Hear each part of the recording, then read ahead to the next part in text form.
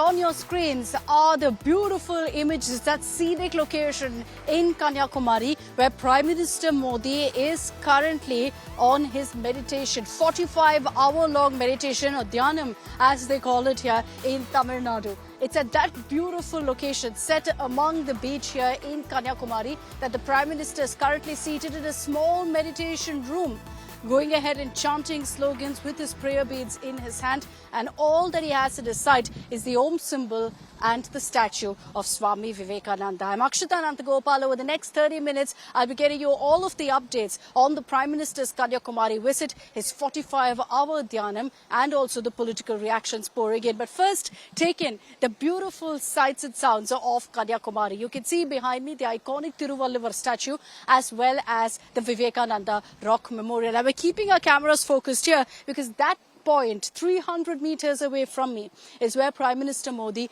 currently is. He came out early this morning for about 30 minutes, locals tell me, clad in all saffron, and let's put those pictures on your screens as well. Clad in all saffron, the Prime Minister was seen stepping out of the memorial to take in the beautiful images that I'm sure he has. I'm sure the pictures from there are absolutely breathtaking because all around 360 degrees around that small piece of land is nothing but the sea. And this is where you have the convergence of three oceans. The Arabian Sea, Bay of Bengal and Indian Ocean come together here. I don't know if you can see it in the colors, but for me and anyone who visits Kanyakumari, you can clearly see it in the waters. There are three different colors and you can only imagine how mesmerizing that must be seated there in the middle of the ocean. And early in the morning, the Prime Minister had this spectacular view from where he performed the Surya Namaskar, where he was also seen offering a small prayer. Many people who come here consider it auspicious to also offer prayer to the seas because, like I said,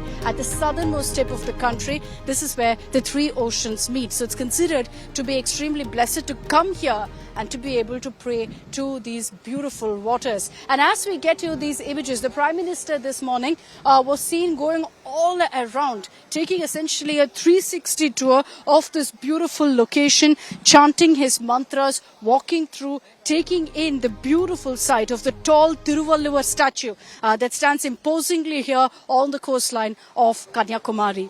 This small coastal town, known of course for its tourism, but definitely can do a whole lot better, is now thrust in the national spotlight courtesy the Prime Minister's visit. None of us, of course, are allowed there, and there have been quite a few restrictions really on tourists as well till yesterday. But with the Prime Minister there now, I'm sure you can see some activity of people around. Tourists are being allowed onto the Rock Memorial, but there are restrictions on really videography. They're not allowed to carry their cameras, their phones with them. So they're leaving their phones behind just to take in the breathtaking sight of the Rock Memorial. And they've done this to ensure that people aren't inconvenienced in any manner.